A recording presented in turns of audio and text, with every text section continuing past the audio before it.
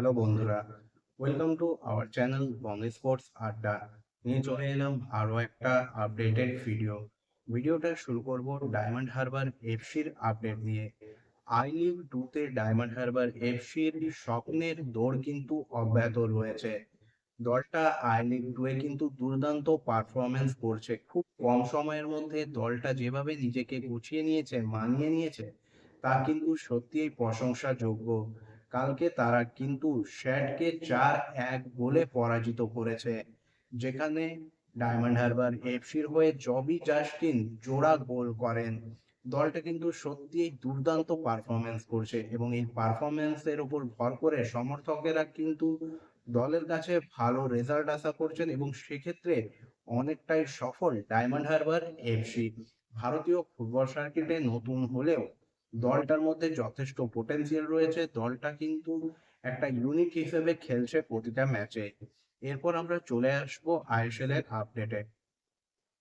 ISL এ আজকে match ছিল FC Goa এবং পাঞ্জাব এফসির মধ্যে, যেখানে কাল ম্যাথিউর একমাত্র গোলে এফসি গোয়া পাঞ্জাব এফসিকে হারিয়ে লিগ তালিকায় নিজেদের যে দ্বিতীয় স্থান সেটাকে আরো মজবুত করে নিয়েছে। পুরো ম্যাচে কিন্তু আজ নিয়ন্ত্রণ ছিল পাঞ্জাব এফসির বিরুদ্ধে এফসি গোয়ার। এফসি গোয়া কিন্তু পাঞ্জাব এফসির তুলনায় অনেক বেটার ফুটবল খেলেছে এবং ডমিনেট করেছে পাঞ্জাব এফসিকে, এবং যোগ্য দল হিসেবেই কিন্তু আজকে জিতেছে এফসি গোয়া। এরপর চলে আসবো পরবর্তী আপডেটে, এবং পরবর্তী আপডেটটা মোহামেডান স্পোর্টিং ক্লাব এবং উড়িষ্যা এফসির ম্যাচ নিয়ে। কালকে উড়িষ্যা এফসির ঘরের মাঠে মোহামেডান স্পোর্টিং ক্লাব নামতে চলেছে উড়িষ্যা এফসির বিরুদ্ধে, যাদের বিরুদ্ধে প্রথম পর্বের ম্যাচ কিন্তু ড্র করেছিল মোহামেডান স্পোর্টিং ক্লাব। সেই ম্যাচে কিন্তু দুর্দান্ত পারফরমেন্স মেলে ধরেছিল মোহামেডান স্পোর্টিং ক্লাব। তারপর দলের ওপর দিয়ে অনেক ঝড়ঝাপটা গেছে, আবারও দলের পারফরমেন্সের গ্রাফ নিম্নমুখী হয়েছে এবং এই মুহূর্তে টানা 5টা ম্যাচ হেরে কালকের মাঠে নামছে মোহামেডান স্পোর্টিং ক্লাব উড়িষ্যা এফসির বিরুদ্ধে। লাস্ট 5টা ম্যাচে 5টাতেই হার, যেখানে দুটো ডার্বি ম্যাচে হার এবং লাস্ট ম্যাচে ঘরের মাঠে জামশেদপুর এফসির বিরুদ্ধেও 2-0 গোলে পরাজিত হওয়া। অন্যদিকে যদি উড়িষ্যা এফসির কথা বলি, তাহলে তারাও কিন্তু লাস্ট 5টা ম্যাচে খুব ভালো পারফরমেন্স করতে পারেনি। লাস্ট 5টা ম্যাচে তাদের সংগ্রহ মাত্র 5 পয়েন্ট, যেখানে তারা দুটো ম্যাচ ড্র করেছে, দুটো ম্যাচ পরাজিত হয়েছে এবং মাত্র একটা ম্যাচে জয় পেয়েছে। এবং লাস্ট ম্যাচে মোহনবাগান সুপার জায়ান্টের কাছে কিন্তু হার হজম করতে হয়েছে উড়িষ্যা এফসি কে।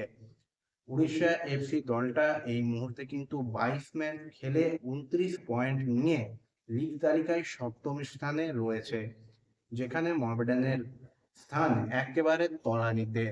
প্রথম থেকেই কিন্তু মোহামেডান স্পোর্টিং ক্লাবের যে ফর্মের আপ এন্ড ডাউন দেখা গিয়েছে তা কিন্তু অব্যাহত রয়েছে।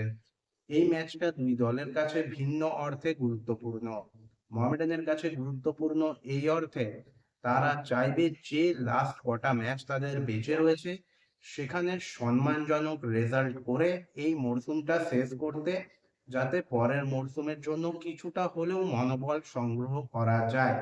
পরপর ম্যাচ হেরে দলটা ক্লান্ত, মানসিকভাবে বিপর্যস্ত, মনোবল একেবারে তলানিতে ঠেকেছে। সেই মনোবল ফিরে পেতে গেলে ম্যাচটাতে মোহামেডান স্পোর্টিং ক্লাব চাইবে ভালো রেজাল্ট করতে, ভালো ফলাফল করতে।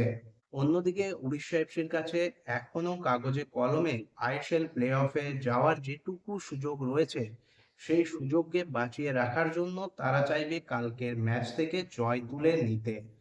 তবে উড়িষ্যা এফসি এবং মোহামেডান স্পোর্টিং ক্লাব দুটো ক্লাবের জন্যই কালকের ম্যাচটা কিন্তু সহজ হবে না, কারণ দুটো দলকেই লড়তে হবে বেশ কিছু প্রতিদ্বন্দ্বিতার বিরুদ্ধে।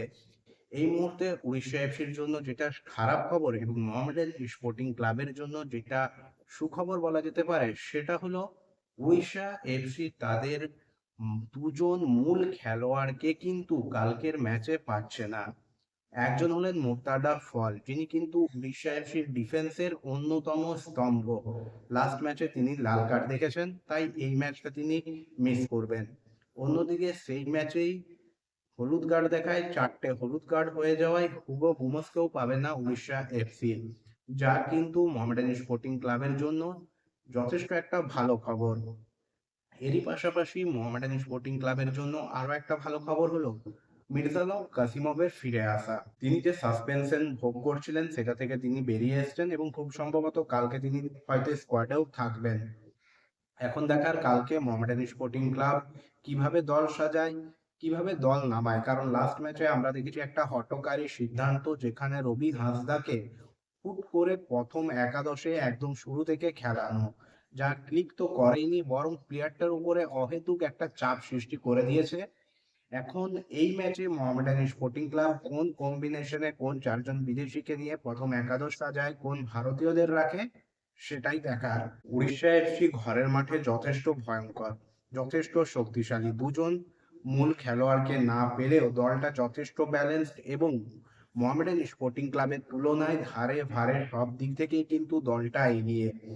তবে এখন দেখার প্রথম পর্বের ম্যাচের মতো এই পর্বের ম্যাচেও মোহামেডান স্পোর্টিং ক্লাব কোনো চমৎকার করতে পারে কিনা এবং ঘরের মাঠে উড়িষ্যা এফসির বিরুদ্ধে ভালো ফুটবল খেলে সেখান থেকে জয় তুলে নিয়ে বা পয়েন্ট নিয়ে আসতে পারে কিনা।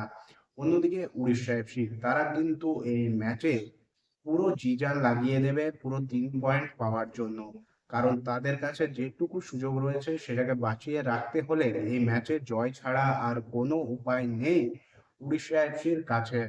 বন্ধুরা, তোমাদের কি মনে হয় কালকের ম্যাচে মোহামেডান স্পোর্টিং ক্লাব কি কোনো চমৎকার দেখাতে পারবে উড়িষ্যা এফসির মতো শক্তিশালী দলকে কঠিন চ্যালেঞ্জ ছুড়ে দিতে, নাকি উড়িষ্যা এফসির ঘরের মাঠে আরো একটা হারের সাথে সাথে হারের ডবল হ্যাট্রিক করবে মোহামেডান স্পোর্টিং ক্লাব?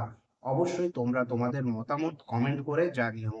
আজকের এই ভিডিওটা এই পর্যন্তই। ভিডিওটা ভালো লাগলে অবশ্যই লাইক, কমেন্ট এবং শেয়ার করে দিও। চ্যানেলটাকে সাবস্ক্রাইব করে নিয়ে নোটিফিকেশন বেল অন করে নিও।